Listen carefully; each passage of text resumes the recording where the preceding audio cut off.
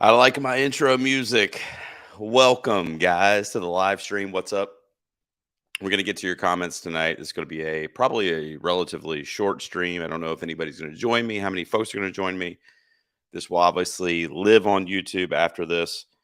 And I'm going to be talking about movies tonight, 2023 so far, as we get close to the end of April. We've already made it through the first quarter of the year. We're into the next month. Beyond that, Evil Dead Rise just came out, which I saw. By the way, I'm having you guys see this? Let me get that on camera there.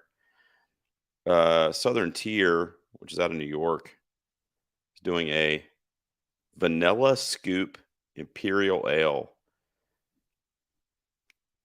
I don't know. It's sweet, but it's good. It's beer. So we'll do it. Welcome. You're probably watching this a little bit later than live. I just got off work and I came home. I said, I want to talk about movies. So I'm going to do that. I'm really still riding a high, excuse me, from Evil Dead Rise. Guys, I loved this movie. I actually was at work all day today. I saw it last night and I went to a late show. I did my instant reaction last night, like out of the theater, which is on the channel on YouTube. You can watch that. I did my full review this morning. It took me a little while to edit it. I went to work. I've been at work all day. I just got off, I don't know, 30, 40 minutes ago. So I haven't really checked Rotten Tomatoes. I haven't checked the reviews because, the reviews before were from like the film festival South by Southwest, I believe it premiered. And I don't know. I want to see. I'm going to share my screen. I'm going to check it out. We're going to see. But the first thing we're going to be talking about tonight is Evil Dead Rise.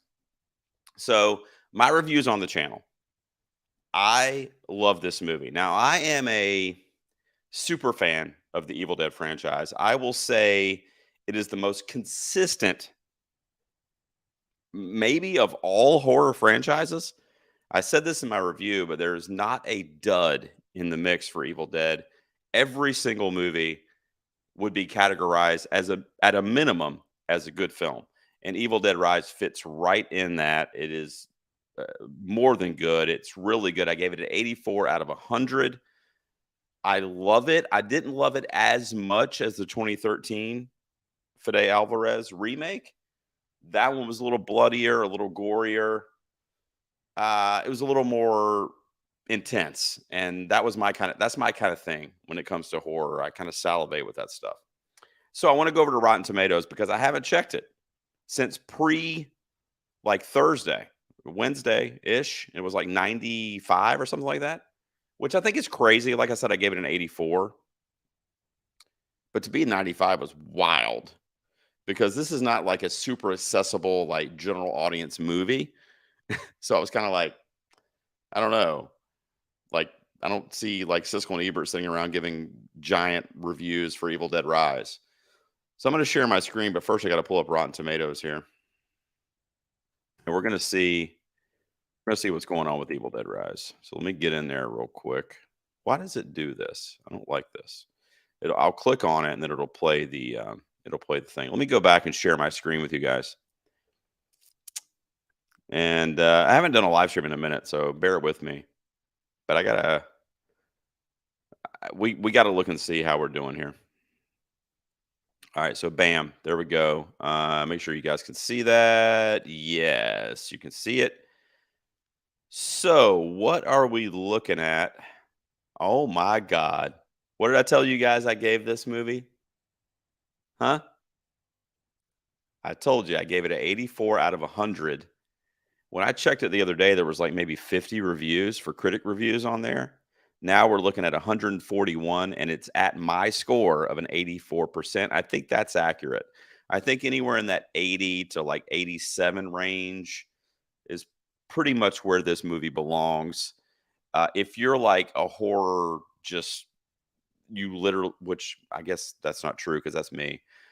But I could see people seeing this and going, this is 90, 95. I could see that. But there's no spoilers here, by the way, on this live stream, or if you're watching it later, there's no spoilers. I know the movie just came out literally today for some folks. There's problems I have with the Evil Dead Rise because it's a little formulaic. The script is a little lazy. It is essentially the same foundation that we've gotten from really every Evil Dead movie, with the exception of maybe Army of Darkness.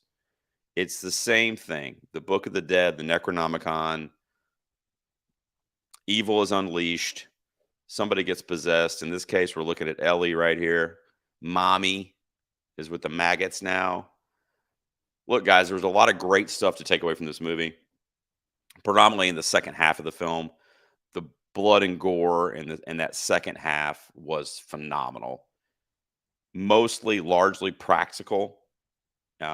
Homages to The Shining in there, homages to the original Evil Dead, the first couple at least, with the fast POV shots.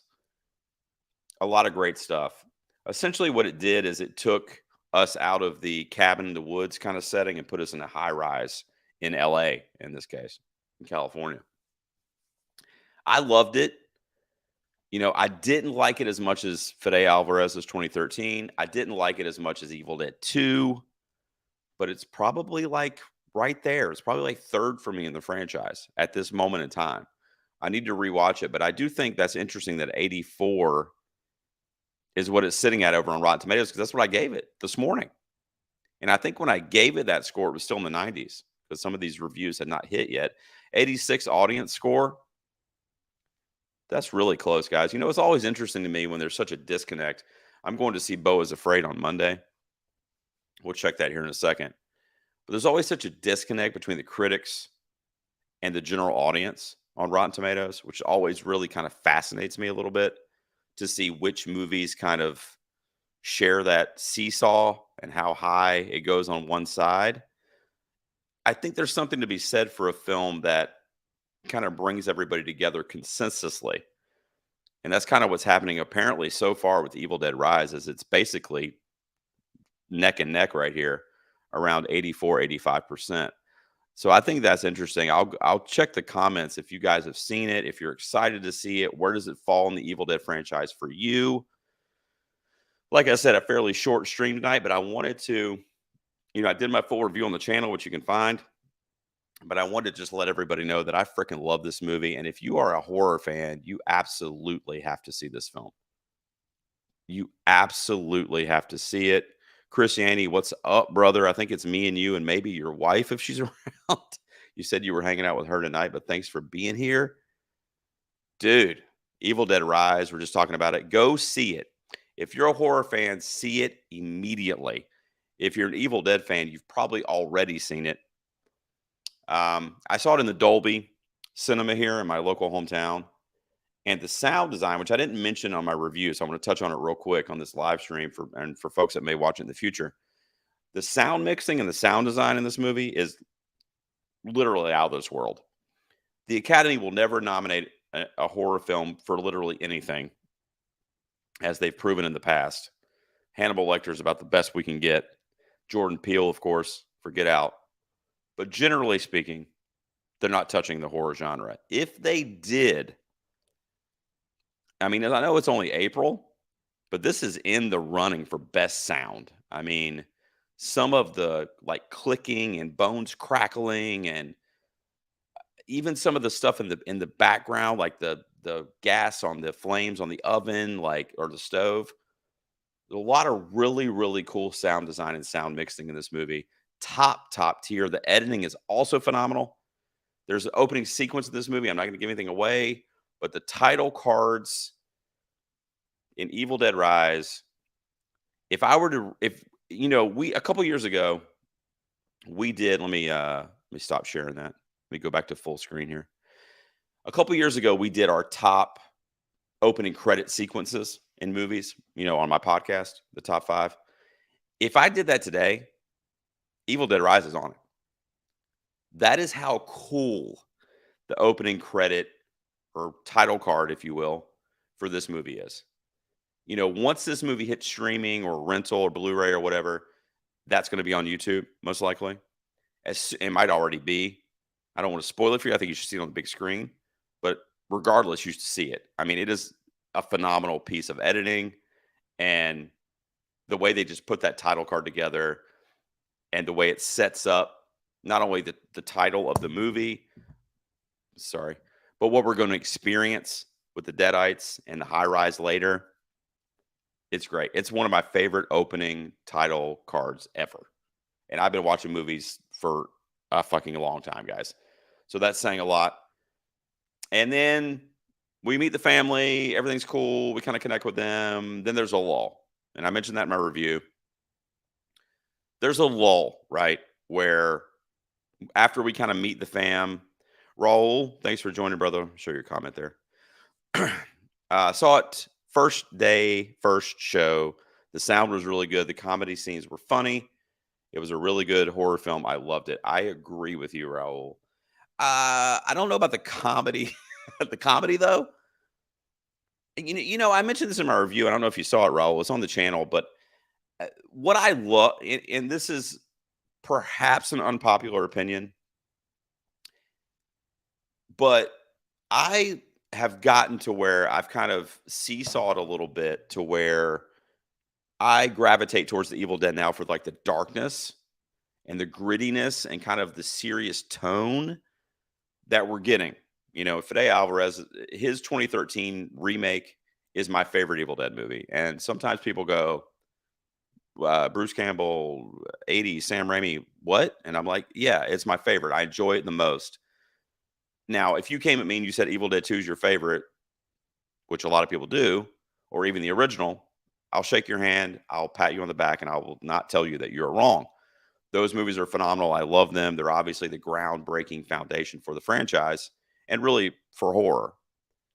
But I just love how they kind of took that slapstick kind of silliness from those original films and said, what if it was like a dark, serious, real shit in your face? And Fede did that in 2013 and blew me away. It was also the goriest, the bloodiest, really the most disgusting. Jane Levy is one of the all-time bad bitches in the history of horror movies from that film. So that tone is kind of continued here. And I'm only mentioning this to talk about Rule's comment there about the comedy. Now, there was some funny stuff in it. They have a really cool kind of joke callback to the Nightmare on Elm Street in the movie. Raul, let me know in the comments if you caught that kind of in the first act of the film. I thought that was hilarious. And there's some great callbacks to the first couple of films from the Evil Dead franchise as well that I thought were great.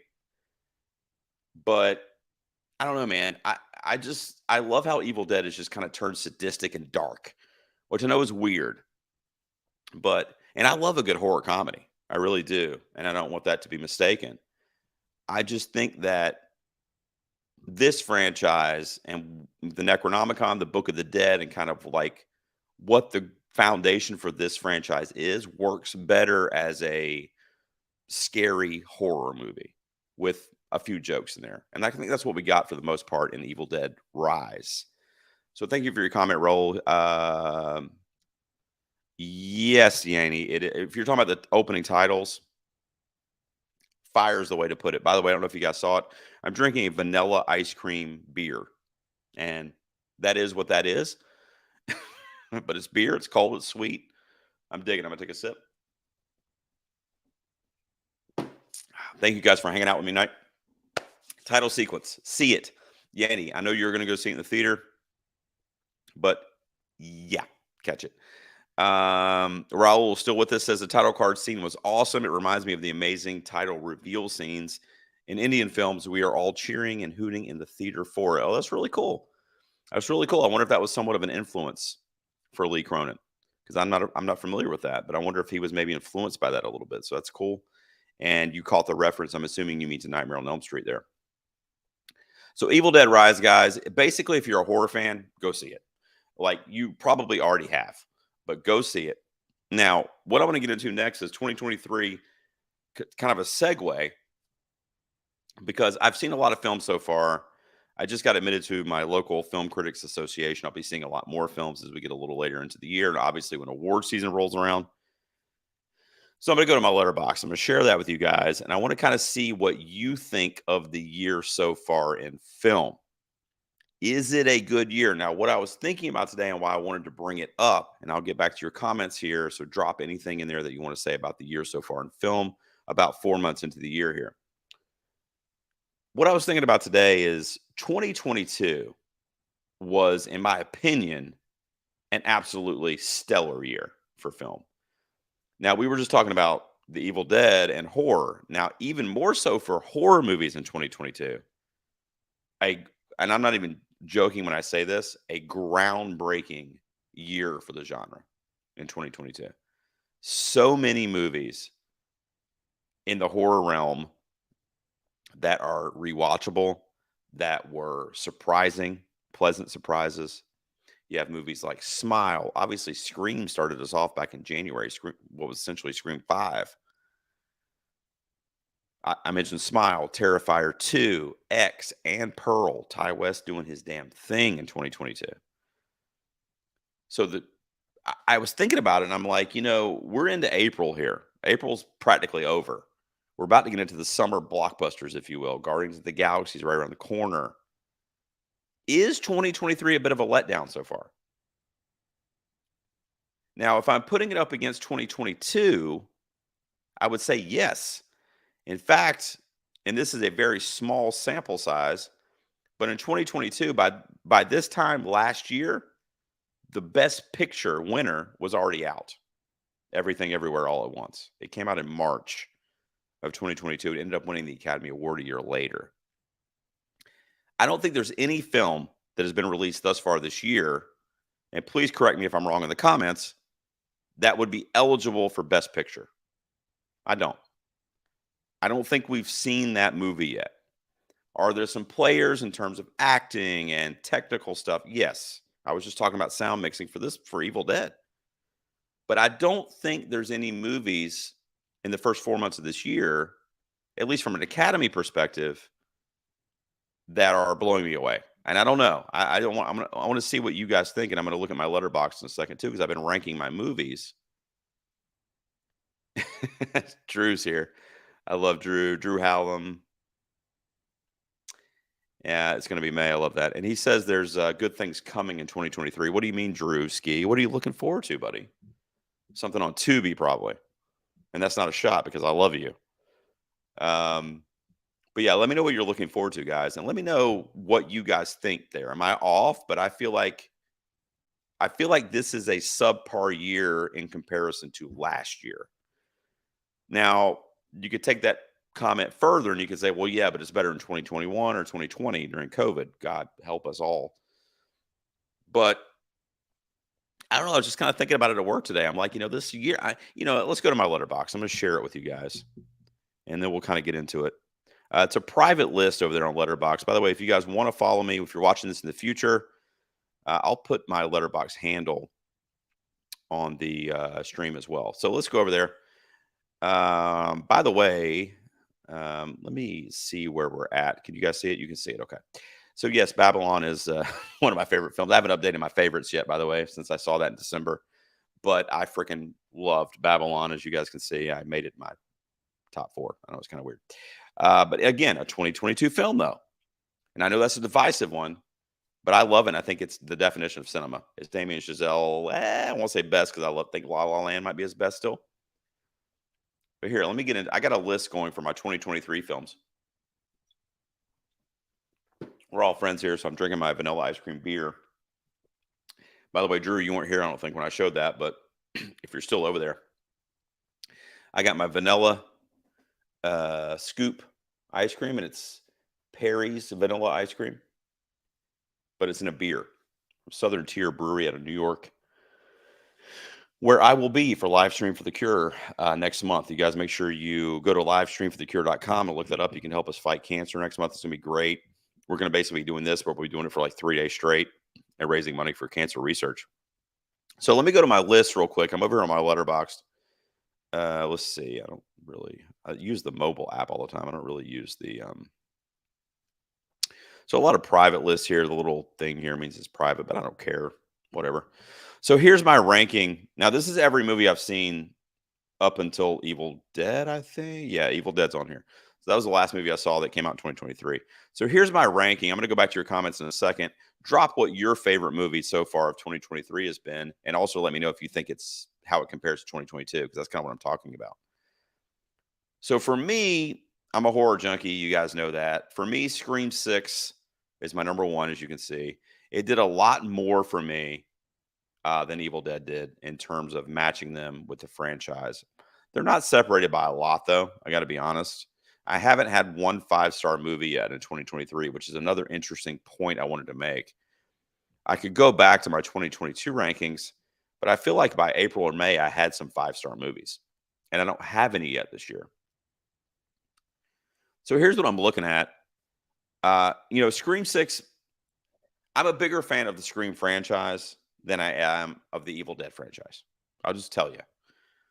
When Scream came along in 1996, that was literally like 95, 96, really like 94 to 96, because I graduated. I'm dating myself, but I graduated high school in 94, started college in the fall of that year. And I was in college again. I'm not a doctor, but I was in college for a long time because I didn't do very well. But I was in college to the early 2000s, basically, on and off, if you will. But from 94 to 96, like that 2-year period ish, that was when I became what I would call a cinephile. That was when I became a bona fide movie lover. Like I had to go to the theater. I had to go to Blockbuster Video every weekend. Like I was buying Blu-ray or DVDs back then, but Blu-rays now. That happened in that time frame when Scream came out. So that franchise, is, with the exception of Halloween, which you can see behind me in the poster, is my favorite horror franchise. And it is the most consistent as well. It has 6 exceptional films and an exceptional TV series, in my opinion. I'm going to go back to your comments in a second if you guys are dropping any over there. But that's been the best movie for me so far this year. But I'm also super biased, and I'm well aware that that might not be in a lot of people's top 5 or top 10 this year because, that's in kind of a niche pick. That's my favorite. Dungeons and Dragons, me and my son went to see that, and I don't even play the game. I don't really know anything about the lore. I loved it. I mean, it was like a mix of Harry Potter with Stranger Things, and I don't know, it was like just this weird hodgepodge that was just an absolute fucking blast. And I went with my 9-year-old, and we really, really enjoyed it. In fact, this has been my most enjoyable theater experience this year is Dungeons and Dragons. We went to a fan event, and they gave him like this Dungeons and Dragons. It's like a cloth board to play on, and a poster that looks like the one that's in the image here. I loved it. Let me go back to your comments in case I'm missing any, guys. Let's see. Raul, this year till now, we've gotten a very wide range of movies that have been very promising. Yeah, I agree. I guess I'm kind of comparing it to 2022. I just feel like 2022 was like off the chain. I don't know. I need to go back and look because I did videos before of that year. I don't know. So I need to go back and check it out. But you're right, though. I saw Renfield. He says Renfield's going to be good, but he hasn't seen it yet. I saw it, Drew, and I think I don't know if you listened to the review that I did with Justin and the guys. It is spoilery, though, so I wouldn't listen to it in its full length until you see the movie. But it was good. It was good without giving any spoilers away. Nick Cage, not that this is surprising, but he is the best part by a long shot in that movie. But it's good. I mean, it's definitely an enjoyable time. I am too. That's a really good trailer, by the way, Drew. Boogeyman. That was a really good trailer, I thought. I really enjoyed that. It really kind of intrigued me. I wonder if it can carry it for 2 hours or whatever. But otherwise, it looks really good. Raul says in January he thinks Megan and Missing were good. I freaking loved Megan. As you can see, it's in my top 10 of the year. I also love Knock at the Cabin by M. Night Shyamalan. I feel like that may have been February, though. But I really like that, too. I agree with you. Megan was really high for me. It was like my number one movie of the year for like 2 months. Like it was basically till Scream came out. And then we started getting hit with some of these bigger ones like Air and John Wick. So Raul says, do you think Evil Dead Rise is better than Scream 6? That's a two-parter. Short answer is no.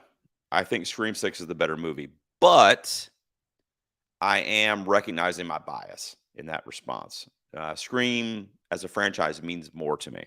Now, as far as like technically, I think an argument could be made, and I might even be on the side of that argument that Evil Dead Rise is a better made movie than Scream 6. Like, the editing, which I talked about, the sound design, which I talked about, really the acting too, to be honest. The direction, a lot of things in Evil Dead Rise are like top tier. The lore of Scream, taking Ghostface and putting him in New York City, I don't know, man. That to answer your question, to keep it brief, I will say Evil Dead Rise is not better than Scream 6, but I will also say that is a very opinionated answer because it depends on which franchise you connect to a little bit more. And for me, it's Scream. Raul says John Wick 4, Creed 3, and D&D were amazing. Yeah, I loved them all. It's a shame with the Jonathan Major stuff for Creed 3. I mean, it's just a shame for the Jonathan Major stuff. I mean, God bless that woman or any woman that succumbs to those types of behavior from men. I mean, it's ridiculous. I hate it. But this guy, Jonathan Majors, I mean, I don't want to get off on a rant, but I mean, prior to that story coming out, I mean, this guy was literally about to take over the world. I mean, he was going to be playing Otis Redding in a biopic. There was buzz for him being nominated for Magazine Dreams later this year. He was just in as Kang in Marvel or the MCU. I mean, talk about like literally pissing away a career. What a absolute shame. But if the accusations are true, I'll just say deserve it because anybody that would put hands on a woman for any reason is a piece of shit, in my opinion. So, of course, it's just accusations at this point. I don't want to get ahead of myself, but nonetheless, it is an extremely disappointing turn of events for a guy that looked like he could be. And I hate to compare him to Michael B. Jordan because we're talking about Creed, but he could be the next. He could have been the next one. And he is a great actor. So for that reason, it was unfortunate. Drew said he won't listen until he sees the movies, which is a very, very good policy, buddy. Renfield had potential to go all out. Some of the scenes in the movie were really amazing to watch. Yeah, I'm going to guess, Raul, that you're talking about the ones with Nick Cage because he ate it up, man. He ate that, brother. That was really, really good. Yanni says he's eager to see it. What are we talking about, Yanni? You're eager to see what? Scream? Because then he asked if we've seen the TV show, which I have. I mentioned that I feel like the TV show is exceptional as well. So getting back, we're going to wrap up here in a few minutes, guys. I only wanted to go about 30 minutes tonight. This is where I'm at. There's Renfield, by the way, which I enjoyed. I think I gave that. Yeah, I gave that 3 stars. So same thing with Super Mario. It's not like I hated these movies in this range here. Cocaine Bear disappointed me. Shazam was not good, especially after really liking the first one. But after you get really to here at number 20 and down, I hated. I did not like these last 4, and Cocaine Bear is right on the fence for me. I don't know, guys. I mean, looking at this list, I guess what I'm kind of saying is, and these are only 23 films that I've seen. I know there's been hundreds that have come out. I've only seen these, and looking at this list, I mean, there's just not. I just feel like as a group, this group of movies is not as good as the group of movies through the through the first 4 months of 2022. That's how I personally feel. Like I said, Everything Everywhere came out in March of last year. That would have been on this list if we were rewinding a year, and that's the movie of the year, and it was already out. The movie of the year is not here. I'm just going to tell you. A lot of people will say John Wick 4 and like whatever. Can I just tell you, and I don't want to get off on a thing here because I'll get a hate mail because people freaking love John Wick 4, and I did too. I really liked it. I think I gave it. What did I give it? What did I give this movie? I gave it 4 stars, guys. You can see right there, 4 stars. Nobody's you're not going to be able to say that I didn't like John Wick 4. But the thing with John Wick 4 It's not believable. In my opinion, it started with 3 really, Parabellum, I think, where it's becoming cartoonish. It's not of this world anymore. The first movie was a 5-star film for me, John Wick, because that was a grounded revenge movie, and it was believable. First of all, Keanu was, I don't know, what was it, 10 years ago? 10 years younger, first of all. And second of all, it was very mysterious, right? All the stuff with the Continental and all that stuff didn't really come out yet until we got to the sequels. So it was very mysterious. Why is this guy such a trained assassin? Where did he get all this expertise? Somebody fucked with his dog and his wife. He's going out for revenge. Period. End of story. Print. That's it. We get into 2. I love 2. 3, I'm like, wait a second. How'd he do all that shit? And then 4 to me is like, I thought Bill Skarsgård ate it up as the villain in this movie. The fight sequences, the fight choreography, but I just didn't believe any of it. If Yanni's still in the chat, what's the thing in Paris with the cars going around in the roundabout? That scene, I mean, he got thrown into like 50 cars in a 10-minute period. And then don't even get me started on the stairway scene in the last act of the film. I loved it for the technical fight stuff and the action, but for a story that I'm supposed to somehow connect to, it was literally like watching, John Wick was Wile E. Coyote in this movie. This is not a spoiler. I mean, he was like what Wile E. Coyote is to the Roadrunner cartoons. That's what Keanu Reeves was to John Wick 4. And I don't even know really that that's even a negative statement. That's just how I feel. You know how Wile E. Coyote would, go out and fall off a cliff like a mile, the little poof, but he's still alive in the next scene. That's how kind of slapsticky, cartoony it got for me in John Wick 4. And it was so long. Like, had the movie ended at that 2-hour mark or had it been cut down to 2 hours, maybe I wouldn't have started to kind of have those thoughts. But that's why the John Wick love is like, I get it, but I don't know. I need some, like even with James Bond, he's not surviving that stuff. No one person can do half the shit he does, but they keep it somewhat believable and somewhat mysterious under the surface to where it's like, I don't know what the British spy system is. Maybe there is a, license to kill guy out there that can do all this shit. I don't know.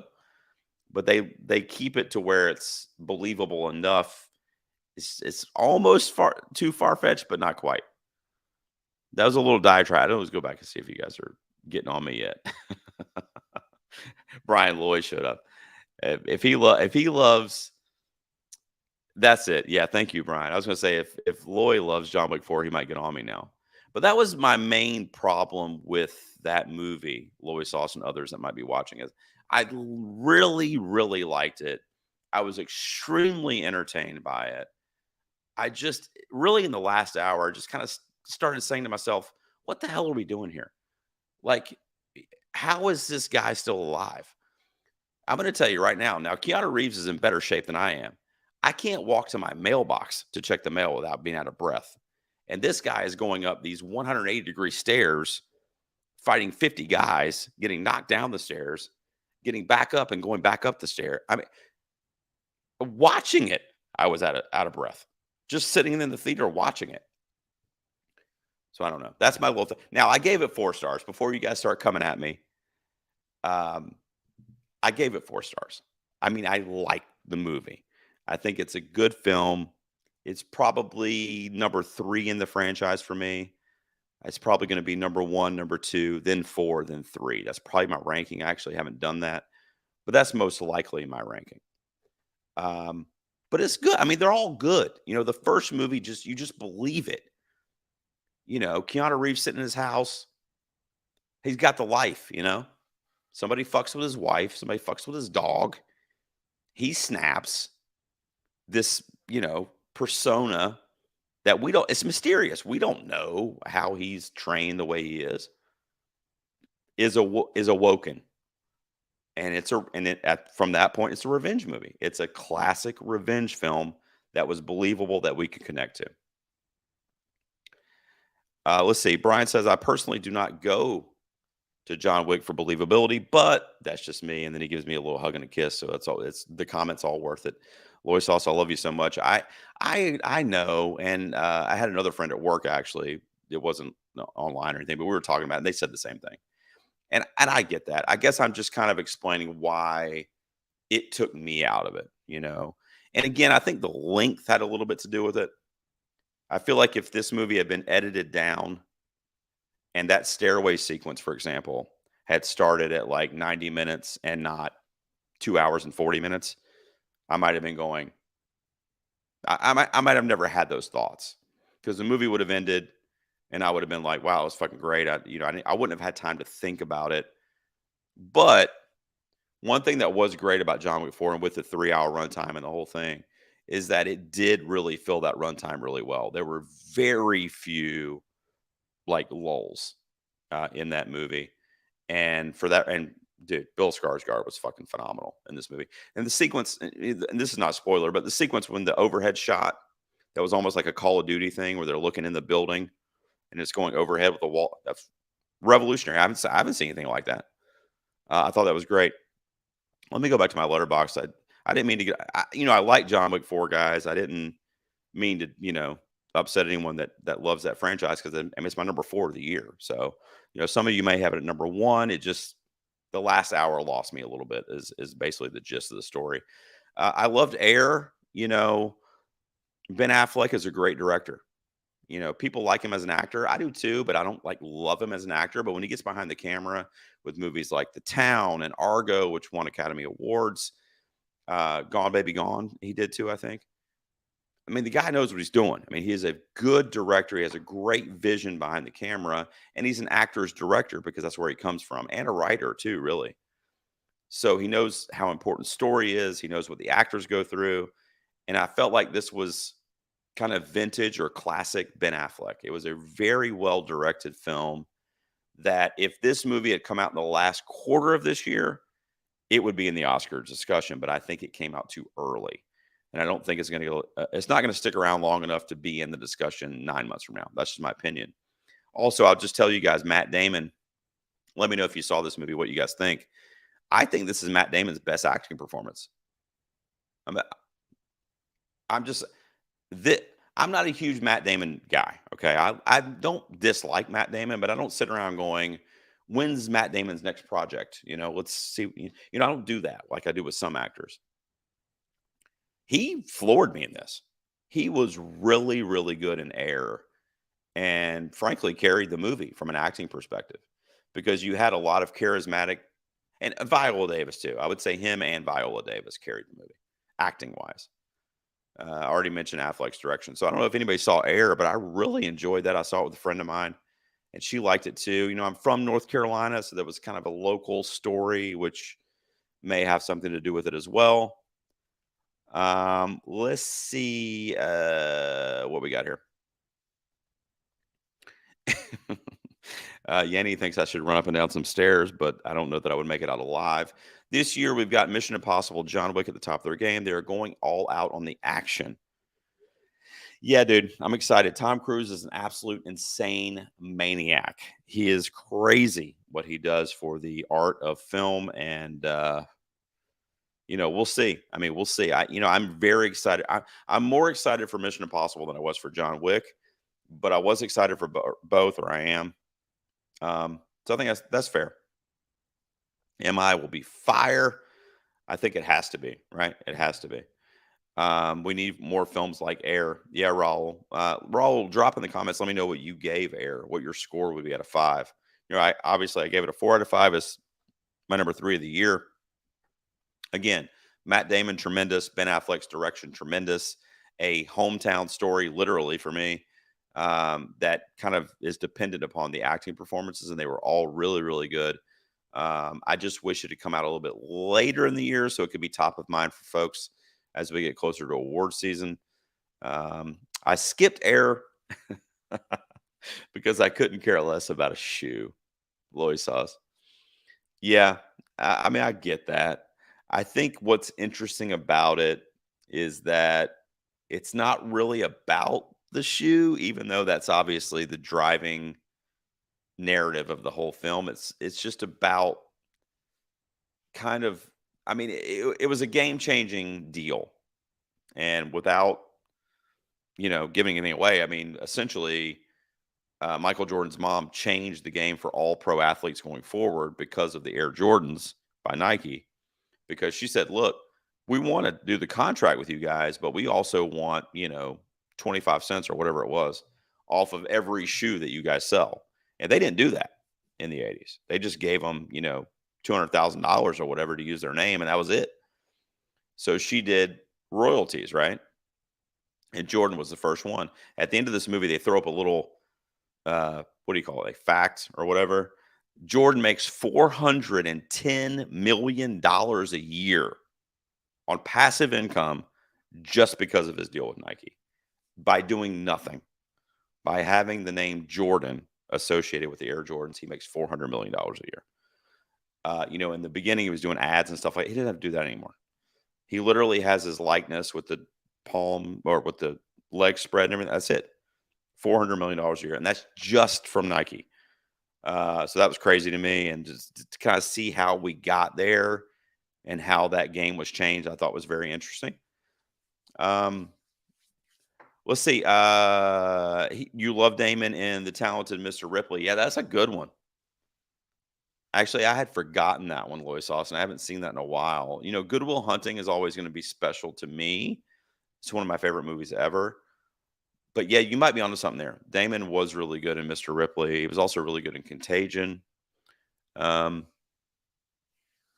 have you seen Sisu yet? Loy sauce? I really, really want to see that. I really do. I saw the trailer for it actually before John Wick, and it was a bloody trailer, man. It looked good, dude. Really good. But I want to see that. All right. So I only wanted to go 30 minutes tonight. Let me go back and unshare that. Okay. So you guys are the best. Thank you so much for tuning in. Let's see. Oh, a couple more comments here. June is packed with Spider-Man, Boogeyman, Transformers, Indiana Jones, Flash, Asteroid City, Extraction 2, Pure Madness. Yeah, thanks for talking me down a little bit, Raul. I think you're right, man. I think we got a lot of good stuff coming up. I do.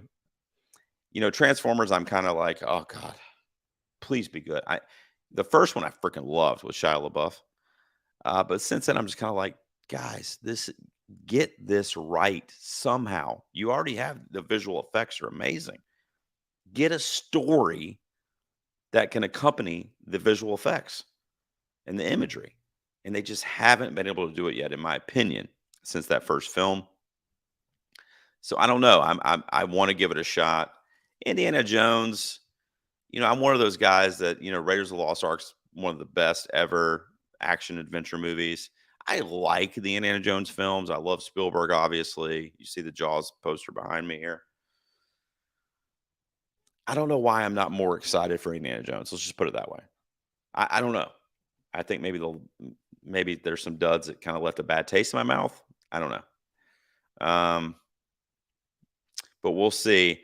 The Flash, thank God for Michael Keaton. Otherwise, I would not care about that in any sense of the word.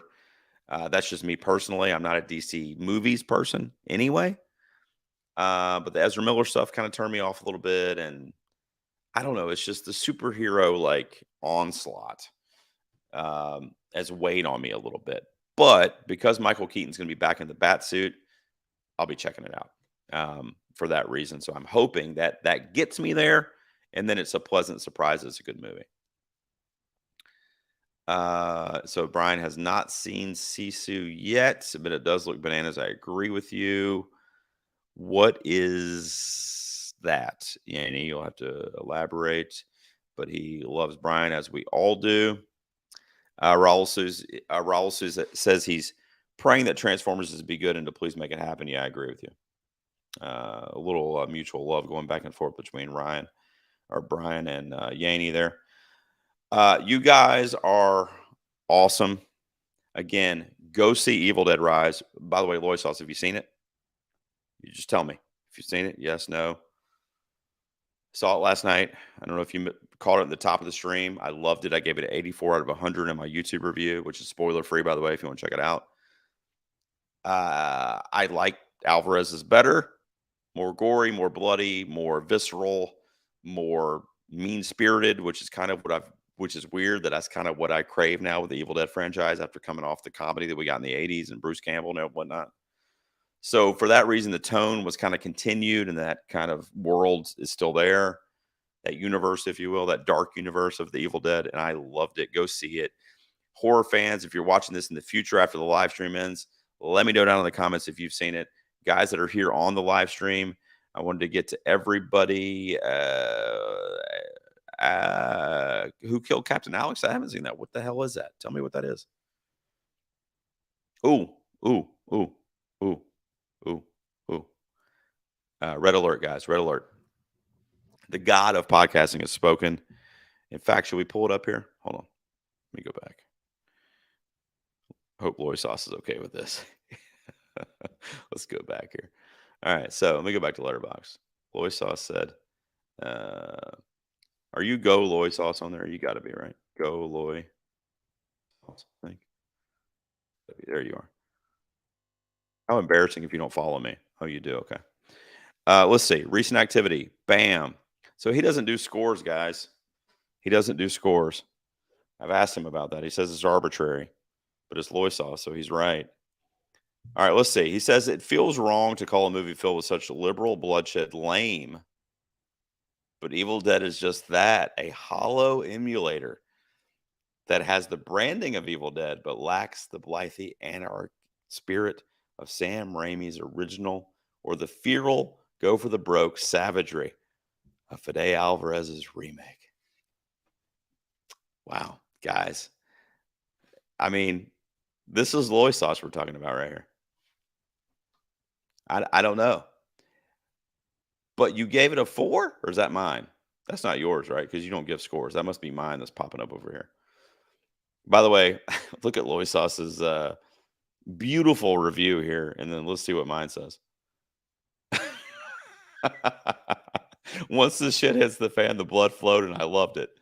I don't know what I'm doing. I don't know what I'm doing.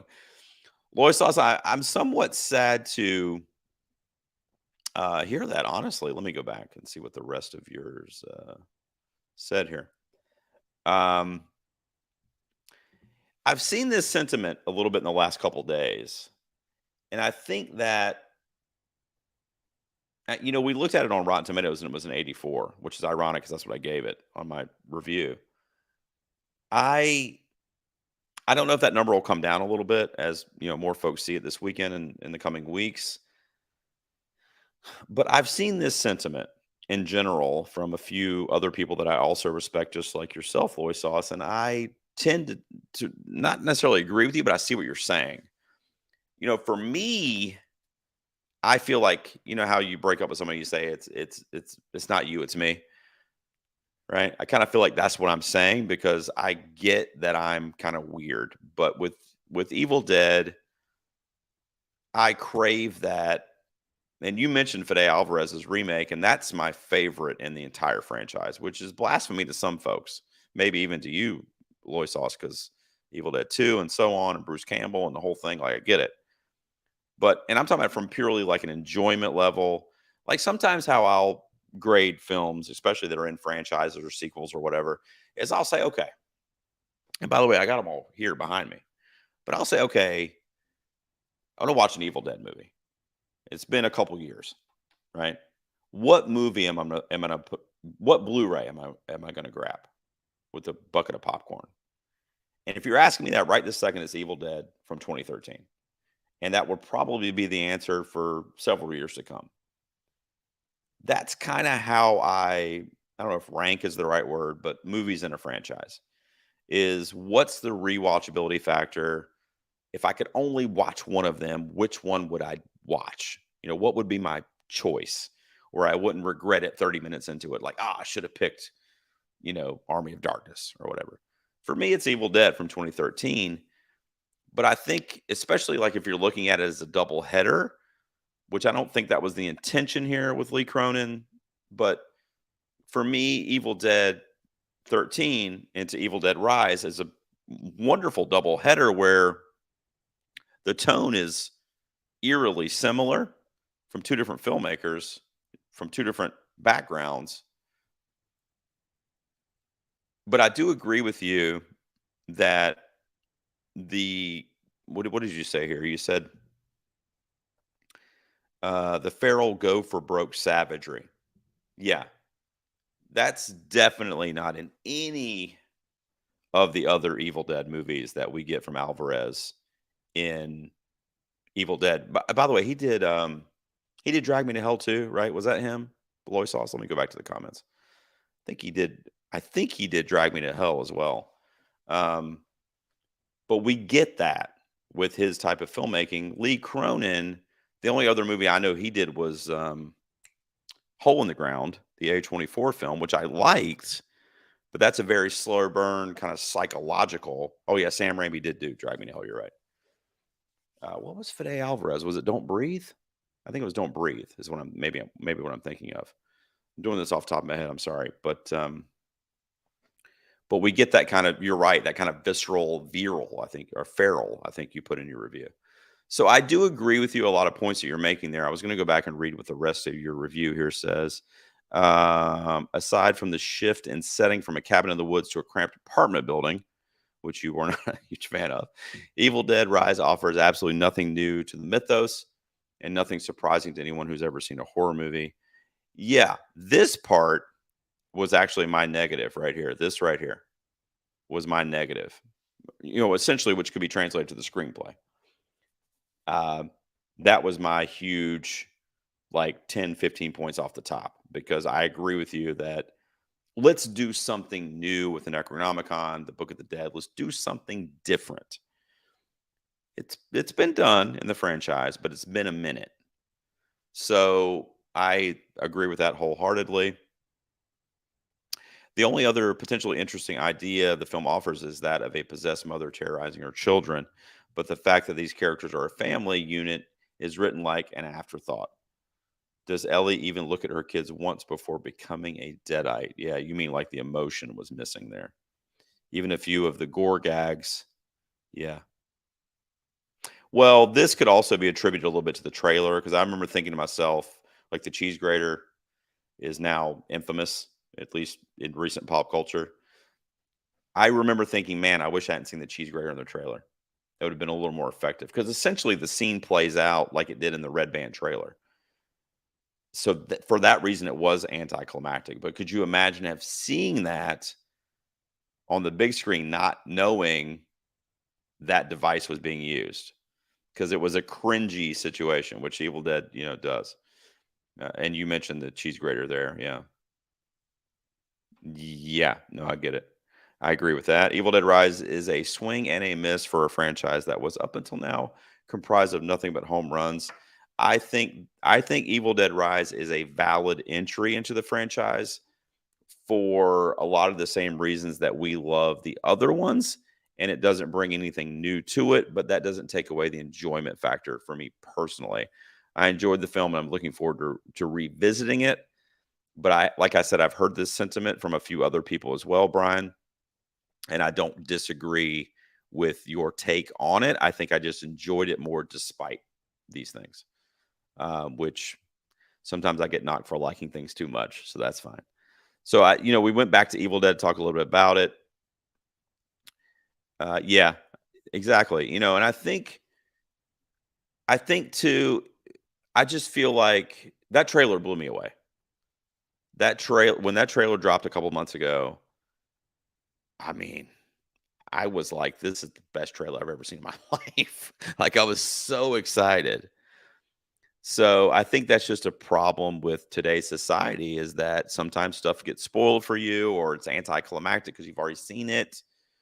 Sometimes stuff's in a trailer and then it doesn't even make the final movie. I mean, shit like that. So I get what you're saying. He did Don't Breathe. Did I said that? Did I say? I think I said Don't Breathe. I was trying to remember which movie I was comparing it to, and I think it was Don't Breathe. So thank you for that, Loy sauce. Yes, I just found that out actually after I did my review roll, but Bruce Campbell was the voice in on the record, and my friend Brad of the Cinema Guys told me that today, and I didn't even know that. So not that that's a spoiler or whatever, but there's I don't narrator's not the right word, but there's a voice on the record, which is also in the trailer, by the way. So if you haven't seen it, it's not a spoiler, but that's Bruce Campbell, and I didn't even know that till today. So that's cool. And then he was a producer on the film as well. He's been going around screening it, so he's involved in it in the production. He's involved in everything, so he's there. Sam Raimi's not necessarily, but I don't know, Loy sauce. I'm going to think on it, and I'm very excited to rewatch it. Knowing me, I'm going to purchase and I'm going to own it when it comes out. So I'll watch it at home. I'm going to try to do it as a double header with Alvarez's version. I think that's going to play really well. Those two back to back. At least I think it will. But I wholeheartedly agree that they should have introduced something new that had not been done before, which they did not do. It was the same tired kind of foundation that we've gotten in all the other Evil Dead movies. So I agree with you. Guys, yep, the trailer ruled. Uh, let's actually see their deaths, film them in a creative way. Yeah. Yeah, I agree. I agree. I mean, you're not wrong. And I think it's somewhat, I'm not saying you're doing this, but I'm thinking in my mind, I think it's somewhat unfair to compare it to the 2013 film because I love that so much. Jane Levy, I mean, one of the baddest bitches ever in that movie. I mean, absolutely a fan for life after seeing her in that film. Um, and really Alvarez too as a filmmaker. I mean, I loved other stuff he'd done anyway, but yeah, it's so good, man. It's so good. And it always kind of sparks my interest when I meet someone that just doesn't like that remake or whatever you want to call it. It's just weird to me. Um, but you're right. I mean, we could pick it apart and 10 years from now, maybe you'll love it, or maybe you'll still have these gripes. Who knows? Maybe I'll hate it 10 years from now. I mean, who knows? We don't. I enjoyed it for what it was. And I think that a lot of the points you made are accurate and valid. Nothing you said is wrong. I think I just enjoyed it more despite those things. I kind of let them wash over me, so to speak. Um, and for that reason, but I'll tell you what, I didn't like it as much as, and that's how much I love you, Brian Loy Sauce, because I do love you.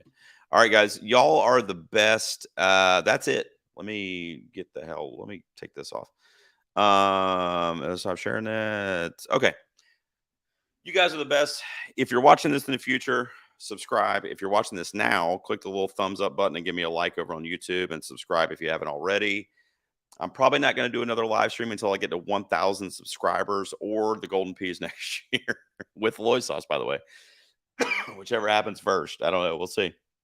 But yeah, all you guys, whatever you guys can do, share it, get it out there. Take care of me. I will be back on Monday on the channel because I'm going to see Beau is Afraid. And I am afraid because I've seen some very, very divisive comments on that movie. People that I trust. I've tried to stay away from anything spoilery, but I've just seen a lot of holy shit, why does this movie exist? This is the worst thing I've ever seen in my life. To wow, what a big swing. Ari Aster is such a mastermind. I love him. So I've seen literally everything. And I'm trying to avoid as much as possible, but I've seen little generalities here and there. So I'm going to be spending 3+ hours at the AMC on Monday because I'm going to see Beau is Afraid, and I will do a reaction to that after I see it. And I love Ari Aster as Yanni, and Loy Sauce will tell you. Midsummer, Hereditary, one of the greatest films of the last 10 years, in my opinion, in any genre, but definitely in horror. So what's Aster going to do here with Beau is Afraid? We'll find out. So I'll talk about that on Monday. And until then, I'm just going to be spending the weekend with my kids. I'm off work this weekend, guys. I don't know if I'm doing anything movie or podcast related this weekend. I don't think I am. So until Monday, if you guys need me, find me on social media. Or if you're like Loy Sauce and Yanny, you could text me and send me pictures. All right. I love you guys. I'm going to end the broadcast. Thank you so much for being here, for tuning in. I'll see you next time.